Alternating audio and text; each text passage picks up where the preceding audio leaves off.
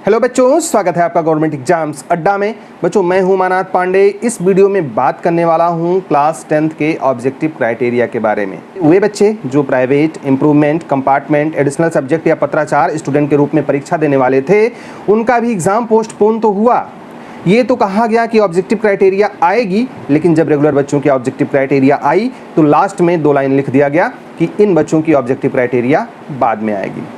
बहुत सारे ऐसे बच्चे हैं, लाखों की संख्या में ऐसे बच्चे होंगे जिन्होंने इम्प्रूवमेंट, कंपार्टमेंट, प्राइवेट, पत्राचार या एडिशनल सब्जेक्ट का फॉर्म भरा है और ऐसे बच्चों की समझ में नहीं आ रहा है कि होगा क्या।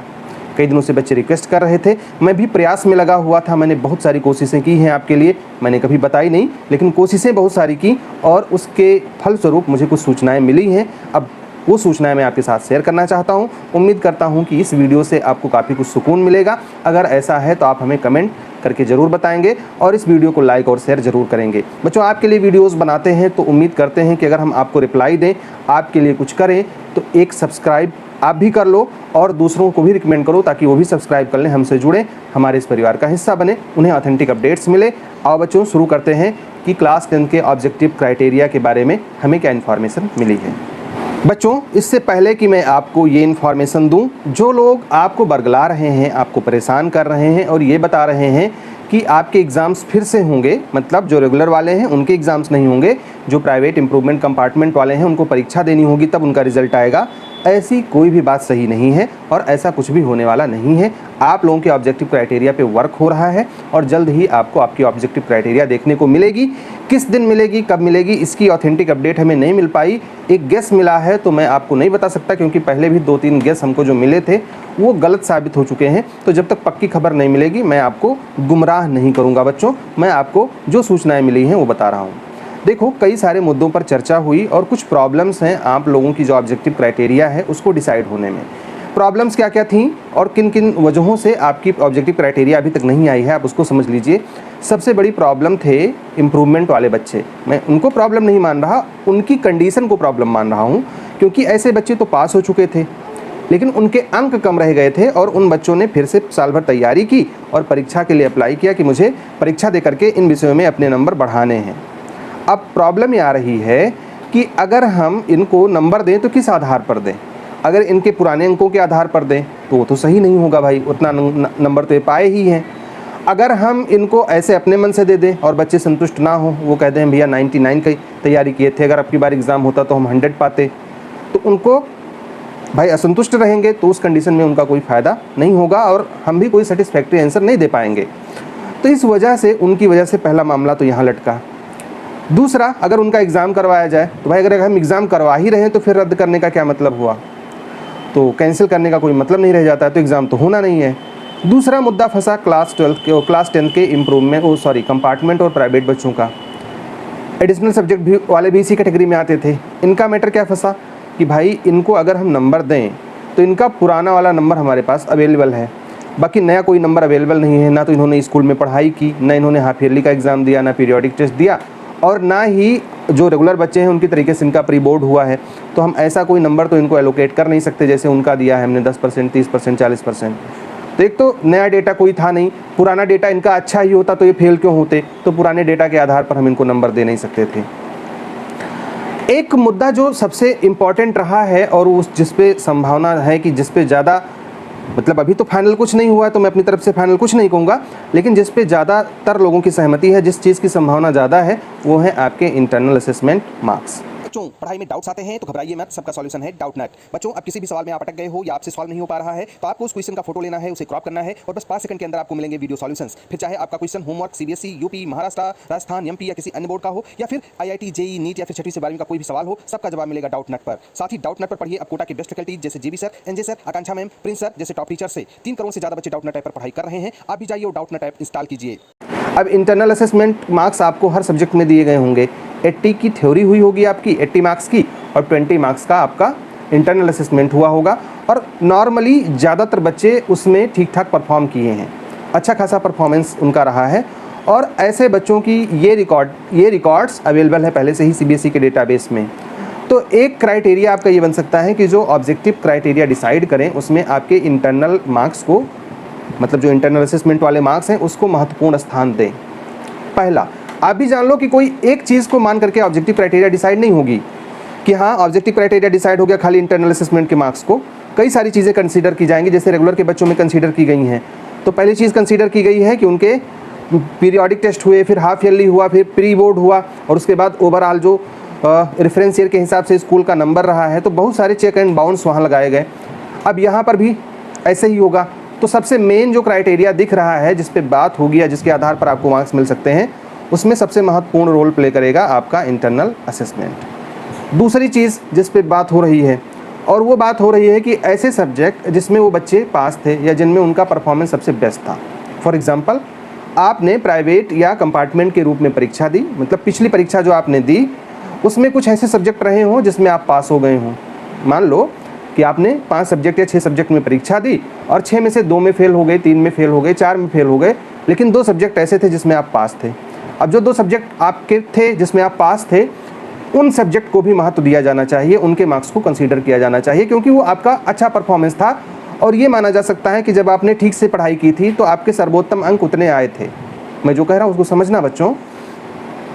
तो अगर आप पास होते इस सब्जेक्ट में तो मैक्सिमम खींच खांच के उतना ले जाते, ये एक आधार हो सकता है, फाइनल नहीं है। मैं आपको साफ बताऊं तो जिन विषयों में आप पास थे और बाकी विषयों में कंपार्टमेंट आ गया, फॉर एग्जांपल आपका मैथ्स में कंपार्टमेंट आ गया या साइंस में आया या इंग्लिश में आया, बाकी में आप पास थे, तो जो आपका एवरेज मार्क्स रहा है, मान लीजिए जितने विषयों में आप पास थे उसका एवरेज निकाल करके एवरेज मार्किंग कर दी जाए, एक आधार ये बन सकता है।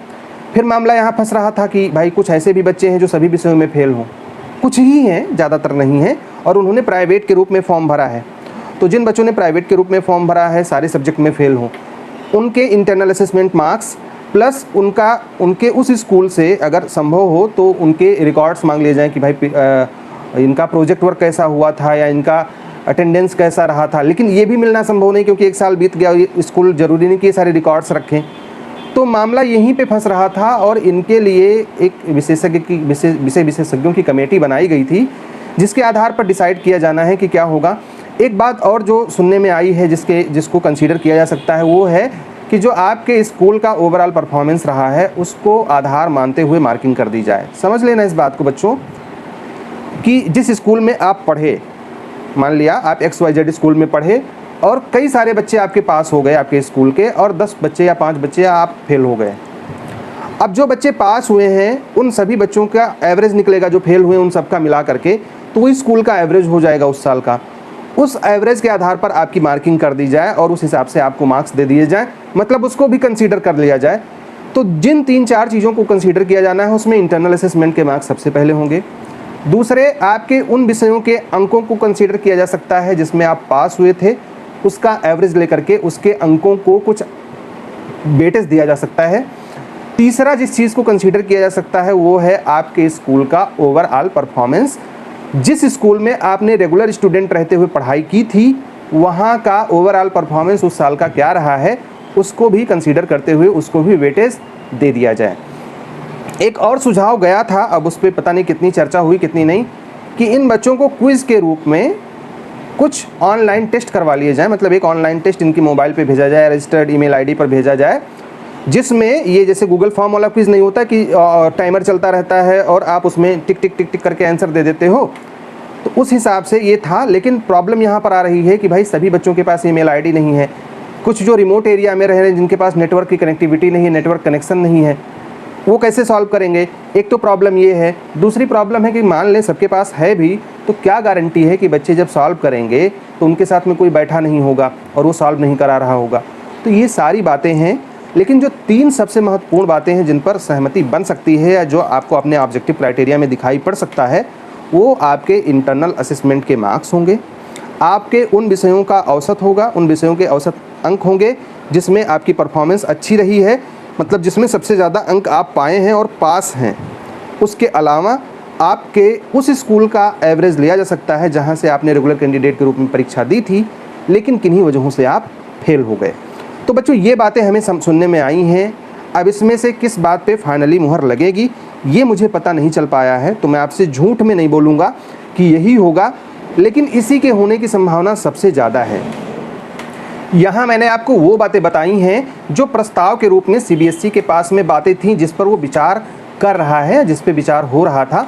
अब देखो, मुझे जो सूचनाएं मिली हैं वो उस स्तर की नहीं मिली है कि मैं फाइनली आपको बता दूं कि किस दिन आएगा और कौन कौन मिलकर के बनाया है, किन किन चीज़ों पर विचार हुआ है। लेकिन जिस पे चर्चा हुई है, जिन मुद्दों को आपके इसमें शामिल किया जा सकता है, जिन ऑब्जेक्टिव क्राइटेरिया पर विचार हो रहा है, वो मैंने आपको बता दिया। उतनी सूचना बच्चों मुझे मिली थी।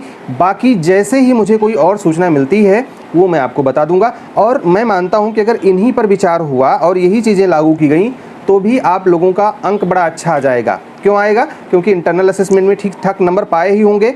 आपके स्कूल का एवरेज अगर लिया जाता है तो उसमें भी बहुत सारे बच्चे पास रहे होंगे, कुछ टॉपर्स रहे होंगे। ये सब मिलकर के एवरेज को बढ़ा देंगे। प्लस अगर आपके अदर सब्जेक्ट जिसमें आप पास थे उनके एवरेज अंकों को लिया जाता है तो भी आप आसानी से पास हो जाओगे। तो परेशान होने की ज़रूरत नहीं है। जो कुछ भी मुझे पता चला है मैंने आपके साथ शेयर किया है बच्चों। जल्दी ही और कुछ नई अपडेट्स और ताज़ा अपडेट्स लेकर के मैं आपके लिए आऊँगा। और जो कुछ भी मैं आपको बताता हूँ सारी बातें ऑथेंटिक बताता हूँ। कभी कभी ये बातें गलत हो जाती हैं। क्यों गलत हो जाती हैं मैं बताता हूँ। क्योंकि जो भी हमें सूचनाएं दे रहे हैं, अब जाहिर सी बात है वो तो एजुकेशन मिनिस्टर तो होंगे नहीं, वो मानिए वहाँ के परीक्षा नियंत्रक तो होंगे नहीं। भाई इतनी पकड़ मेरी नहीं है, इतनी पहुँच मेरी नहीं है। बहुत ही साधारण सा इंसान हूँ, लेकिन जान पहचान है लोगों से। उतने बड़े स्तर की नहीं है कि प्रधानमंत्री मुझे आकर के बता दें, एजुकेशन मिनिस्टर आकर के बता दें। और भाई ये लोग जो बताएंगे वो तो हमेशा सही होगा, उसको कोई काट नहीं सकता। लेकिन जो थोड़े लोअर ग्रेड वाले लोग हैं, जिनसे जान पहचान है, या जो लोग सूचनाएं देते हैं, अगर वो बताते हैं तो ज़रूरी नहीं कि उनकी बातों पर ही मोहर लगे। अधिकारियों का जो बड़े स्तर के लोग हैं वो क्या डिसाइड करते हैं, उसमें इनकी कोई वो नहीं होती कि हाँ आपको यही डिसाइड करना है। तो इनके पास जो सूचनाएं होती हैं शेयर कर देते हैं। ज़्यादातर समय पे 95% से ज़्यादा केसेस में वो बातें सही साबित होती हैं।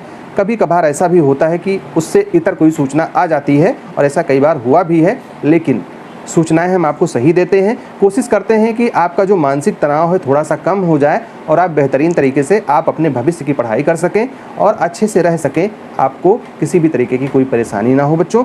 तो जो कोई भी नई सूचना मिलेगी मैं आप तक ज़रूर पहुंचाऊंगा, लेकिन मेरे साथ बने रहिएगा, ये आपसे निवेदन है। और उम्मीद करता हूँ अभी तक आपने इस चैनल को सब्सक्राइब कर लिया होगा और जाते जाते इस वीडियो को लाइक और शेयर करके अवश्य जाएंगे। आपका ये दोस्त, आपका ये टीचर, आपका ये गाइड उमानाथ पांडे आपके साथ रहेगा, इस बात की मैं गारंटी देता हूँ। हर एक परिस्थिति में आपके साथ कंधे से कंधा मिला करके चलूँगा, जब तक आपको आपकी सफ़र में ऊंचाई तक नहीं पहुँचा देता। All the best, may God bless you. Thank you for watching this video. ढेर सारा प्यार और आशीर्वाद बच्चों।